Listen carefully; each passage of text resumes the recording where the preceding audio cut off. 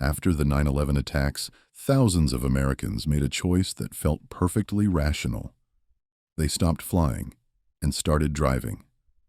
It was a decision born from a desire to avoid a terrifying threat, to take back control. And yet, the data revealed a horrific paradox. In the months that followed, the surge in highway traffic led to an estimated 1,600 additional road fatalities, a tragic number that dwarfed the passenger count of all 4 flights combined. Why? Why would our own minds guide us toward a decision that is statistically more dangerous, yet feels so much safer? The answer lies with a hidden, powerful entity within each of us. An invisible puppeteer operating just behind the scenes of our consciousness. This entity pulls the strings of our fears, our loyalties, and our most critical life choices. The entire purpose of our journey together is to pull back that curtain. In exchange for your attention, I promise to reveal the secret architecture of that control, giving you the rare ability to finally see the strings. Before we dive deeper, take the first step in this process. Think of one decision you've made that, in hindsight, seems completely illogical. Share that story in the comments below. Acknowledging the puppeteer's past work in your own life is the first move toward taking back the reins. You will quickly discover you are not alone in this. Imagine your mind is a massive corporation. The part of you that you're aware of, your logical, analytical self, is the CEO. And this isn't just a clever analogy. It's a simplified model of a framework developed by a Nobel Prize-winning psychologist to explain the 2 systems running your life. Now, this CEO is responsible for high-level strategy and complex problems. But there's a catch. Your conscious CEO has the processing power of a pocket calculator. Meanwhile, about 95% of the company's daily operations are delegated to a hyper-efficient, lightning-fast intern. This intern is your hidden brain, your unconscious mind. It operates like a vast, silent data center, handling everything from the coordination of your muscles to the instantaneous gut feeling you get about a person. You probably believe that CEO, your conscious self, is the one calling the shots, right? Here is the unsettling truth. Your CEO is often just a press secretary, holding a conference to publicly justify and rationalize decisions the intern already made moments before. The feeling of conscious choice is frequently an illusion, a story you tell yourself after your unconscious has already acted. This setup isn't a design flaw, it's an evolutionary masterpiece. If the CEO had to consciously manage every breath and every piece of sensory data, the entire system would crash from cognitive overload within seconds. Automation is survival. The problem arises because the intern's operations manual is ancient, filled with shortcuts and biases perfect for the savannah, but dangerously outdated in our modern world. This is the hidden force behind that inexplicable impulse purchase on your credit card statement, or the reason you snap at a loved one over something trivial. It's your intern stamping "Quick Approve" on a critical modern file without proper review. Our mission, therefore, is not to fire this indispensable intern. It's to become a better CEO, one who understands this powerful internal dynamic, anticipates its mistakes, and knows precisely when to intervene and upgrade its ancient programming. This is the foundational mechanism of the puppeteer. Now that we understand the CEO and the intern dynamic, let's examine one of the oldest, most powerful rules in the intern's manual. Have you ever felt an electrifying sense of unity with thousands of strangers cheering for the same sports team, while feeling an inexplicable, almost personal animosity towards the opposing fans? Where does that raw emotion come from? It's not a rational assessment of the team's merits. It's the puppeteer pulling the us versus them string. The common assumption is that our loyalty to a group be it a nation, a company, or a fan base, is a conscious choice based on shared values. But the deeper truth is far more primal. For our ancestors, survival depended on the ability to instantly distinguish us, safe, potential collaborators, from them, potential threats. This echoes the work of biologists like Edward O. Wilson, who argued that our tendency for tribalism is deeply rooted in our evolutionary history. This instinct is so embedded that when your brain detects a shared identity, it releases microdoses of oxytocin, the trust hormone, flooding you with a feeling of warmth and connection to us, while simultaneously dialing up your suspicion of them. This automatic, unconscious process is the root of both our greatest sense of community and our most tragic conflicts. This brings us to the critical insight. This ancient survival program is now a vulnerability in our modern world, one that is knowingly and systematically exploited. When a brand's advertisement says, "Join the innovators," or "For those who dare," it's not just selling a product. It is activating that ancient tribal switch in your brain. It creates an artificial us, and, by extension, an artificial them. The poor souls who use other brands. This leverages the unity principle, making you feel part of something bigger than yourself. You're no longer just a customer. You're a member of the tribe. This explains the fierce, almost religious loyalty people have to certain brands or political ideologies. When they defend their choice, they aren't just defending a product or an idea. They are defending their very identity and their place within the tribe, all orchestrated by the puppeteer's ancient script. To fuel our tribal instinct, the brain requires a brutally efficient sorting system. It relies on a tool most of us would swear we don't possess: a string of automatic prejudice. Most of us believe, with our conscious minds, that we are fair-minded. But what if there was a test, developed by researchers at Harvard, that has delivered a humbling truth to millions?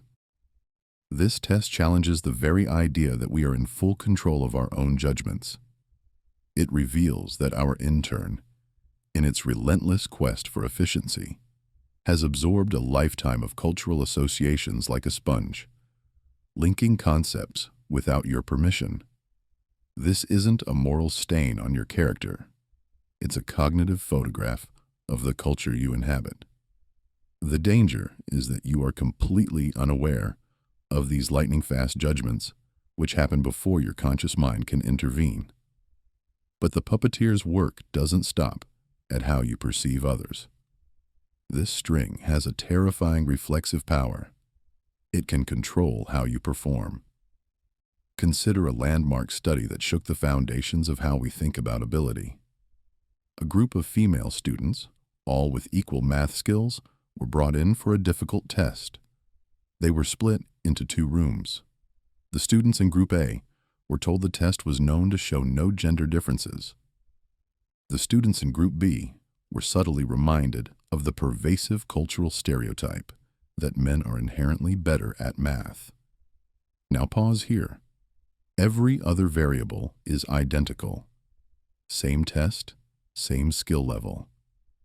Does that one single sentence, that subtle whisper of a stereotype, actually have the power to change the outcome? The result was not just yes, it was staggering. The women in Group B performed significantly worse. This phenomenon, known as stereotype threat, reveals the puppeteer's most insidious trick. The same mental shortcut your brain uses to unfairly label others can be turned back and used by the world to label you. The puppeteer doesn't just use these biases to create a self-fulfilling prophecy within you, making you conform to a label you consciously reject. He reveals a devastating truth. The invisible mechanism that creates prejudice against them is the very same one that can be used to cripple us. Do you believe your actions are born from conscious, deliberate thought? That when you choose to be polite or impatient, it's because you decided to be? The puppeteer operates on a far more subtle level, using invisible triggers in your environment to pull your strings long before you're even aware of it. This is the art of priming. Consider a classic experiment. Researchers had one group of people unscramble sentences filled with words linked to politeness, respect, considerate. A second group did the same, but with words linked to rudeness, aggressive, interrupt. Afterwards, each participant had to speak to an experimenter who was deliberately tied up in a long conversation, forcing them to wait. Which group do you think was more likely to interrupt? The result was staggering. Those primed with rude words interrupted far more quickly and frequently. Crucially, none of them believed the word game had any influence on their behavior. Their internal intern received a secret memo, and their conscious CEO was none the wiser. But can a simple word game alter not just your attitude, but your physical body? Could reading a list of words literally change the speed at which you walk? In another study, one group unscrambled words associated with old age, wrinkle, bingo, Florida. Afterward, they were observed walking down a hallway. Compared to a control group, they unconsciously walked significantly more slowly. They didn't decide to act old. The idea was simply planted, and their bodies obeyed. Once you see this string, you see it woven into the fabric of your reality. That smell of fresh baked bread pumped through a supermarket doesn't just smell pleasant. It primes concepts of home and comfort, making you more likely to make impulsive, high-calorie purchases. When a politician delivers a speech flanked by massive national flags, they are doing more than showing patriotism. The flags prime the powerful feeling of unity, activating our deep-seated need to belong to the U.S., while simultaneously triggering the authority principle, making the audience more receptive and deferential to the message. The puppeteer uses your environment as his stage, setting your mood and directing your actions before you even realize the play has begun. But recognizing this invisible architecture is the first step toward reclaiming your autonomy. The moment you see the string, you are no longer just the puppet. A deadly disease is expected to kill 600 people. You must choose. Program A, where 200 people will be saved. Or Program B, where there's a 1/3 probability that 600 people will be saved, and a 2/3 probability no one will be. Most people choose the certainty of Program A. Now, a new choice for the same crisis. In Program C, 400 people will die. In Program D, there's a 1/3 probability that nobody will die, and a 2/3 probability that 600 will die. Here, the vast majority avoid Program C and gamble on Program D. Your conscious CEO can see the math. A and C are identical outcomes. B and D are also identical. The only thing that changed was the frame. Your hyper-efficient intern, however, doesn't read spreadsheets. It reads threats. The word die is a primal alarm bell that bypasses logic. This triggers loss aversion, a core directive in the intern's manual. Avoid certain loss at all costs. The survival frame feels like a gain, making you risk-averse. The mortality frame feels like a certain loss, making you a sudden gambler. This isn't accidental wording, it is the language of power. The masters of this string, politicians, advertisers, leaders, don't try to change the facts. They seize control of the frame before you even begin to think. They know a package of ground beef labeled 80% lean feels healthier than one labeled 20% fat. They know a surgery with a 90% survival rate inspires hope, while a 10% mortality rate triggers terror. Using their authority, they construct an emotional reality and invite you in. A tax relief is framed as a gift from a benefactor. A cut to public services is an attack by an enemy. You believe you are making a rational choice, but you are merely reacting to the architecture they built. The next time you encounter a statistic charged with emotion, take 3 seconds to consciously reframe it in the opposite way. This simple act of mental translation is more than a defense. It is how you fire the puppeteer as your reality's architect and take the blueprints for yourself. It is the first step from being a character on their stage to building your own. The most powerful architect of reality isn't the one framing the world around you. It's the one framing you. When a major project succeeds, your mind instantly credits your skill, your work ethic, your intelligence. When it fails, the narrative shifts just as quickly. It was bad luck, an uncooperative team, or a volatile market. This isn't a rational analysis. It's a reflex.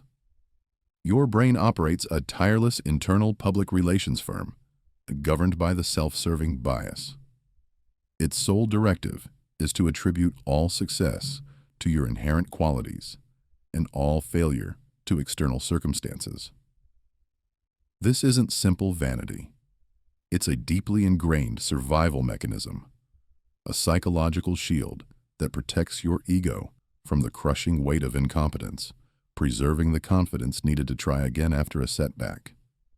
But this shield comes at a catastrophic cost. It systematically destroys your ability to learn. Neuroscientists have identified a specific brain signal called error-related negativity, an electrical flash that occurs the instant you make a mistake, often before you are even consciously aware of it. It is a raw, biological alarm. The self-serving bias is the sophisticated cognitive override that rushes in to silence that alarm, rewriting the event to protect the narrative. It numbs you to the very signal designed to trigger growth. If failure is never truly your fault, then you never have to change. You become locked in a feedback loop, repeating the same errors while your internal PR agent manufactures a new excuse each time. To escape, you must actively dismantle the echo chamber this bias creates. We naturally surround ourselves with nice people who reinforce our narrative to avoid conflict. True growth, however, comes from the kind people willing to deliver the difficult truth. To hear them requires fighting the powerful, comforting pull of the hero story your mind works so hard to maintain. It requires silencing your internal public relations machine long enough to voice the one sentence that unlocks all progress. The problem might be me. What happens when you lock a dozen brilliant minds in a room to solve a high-stakes problem? Logic dictates you get a brilliant decision. The terrifying reality is that you often get the opposite. In a group, the puppeteer pulls a new, devastatingly effective string, one that can lead a team of experts to unanimously approve a catastrophe. Consider the Space Shuttle Challenger. On a freezing January morning, it exploded 73 seconds after launch. The technical cause was a failed O-ring seal, but the true failure occurred before liftoff, in a conference room. Engineers knew the O-rings were unsafe in the cold. They had the data and voiced their concerns. So why did the launch proceed? Because the self-serving bias we saw in individuals doesn't disappear in a group. It metastasizes. The ego to be protected was no longer a single person's, but the group's collective identity. We are NASA. We don't fail. This created the perfect conditions for groupthink, a process where the intense pressure for consensus overrides rational thought. The desire for harmony becomes a form of intellectual cowardice. This is the groupthink string at work. It weaponizes our deepest social fears. The terror of being the lone naysayer and disrupting the group's fragile unity forces individuals to self-censor. When everyone else is silent, that silence is mistaken for agreement, creating an illusion of unanimity. Dissenting voices are not just ignored, they are treated as acts of disloyalty. The group begins to unconsciously filter out inconvenient truths, punishing the very people who could save them. The result is a catastrophic drop in the collective IQ of the room. This reveals a chilling insight. The health of a group is not measured by the comfort of its consensus, but by the courage of its dissent. The most intelligent teams aren't those that eliminate conflict. They're the ones that have learned to reward the heretic, the one person willing to stand against the tide of compulsory harmony and say, "Wait, I think we are all wrong." If the pressure for group harmony forces us to distort reality in the present, the puppeteer's most profound power is what he does when we are alone. It's the string he uses to rewrite the past, not for the group, but for an audience of one. You. Think of a major, emotionally charged event from your personal history, where you were on 9/11, or the moment you first met someone you loved. How confident are you in that memory's accuracy? 90%? 99? 100%? That feeling of absolute certainty is so universal that this belief forms the very bedrock of how we trust ourselves. Psychologists call it flashbulb memory, the conviction that our most significant experiences are burned into our minds like a perfect photograph, locked in a vault, forever true. But landmark research delivers a stunning verdict. Scientists recorded people's detailed accounts of public tragedies immediately after they occurred. Years later, they asked the same people to recall the event. The results were staggering. In many cases, over half the details had changed. But the truly shocking part wasn't that the memories were wrong. It was that the subjects defended their new, fabricated memories with the same ferocious certainty as their original ones, completely unaware they were testifying against their own past. This reveals the narrative string. Your brain is not replaying the past. It is actively reconstructing it every single time you access it. The puppeteer's goal is not historical accuracy. It is narrative coherence. Your mind is a storyteller, and its favorite character is you. It is constantly editing your past to create a story that makes your present self feel more consistent, more heroic, and more intelligent. It smooths over past mistakes and subtly adjusts your old beliefs to align with your current ones. You are not consciously lying. The puppeteer does it for you automatically to maintain a positive and stable self-image. This is a difficult truth, but accepting it grants a rare form of power. It means we are all living as characters inside a novel that is being perpetually rewritten by an author who is also us, all while we are utterly convinced we are reading a non-fiction biography. We have journeyed through the mind, exposing the hidden strings that guide our actions.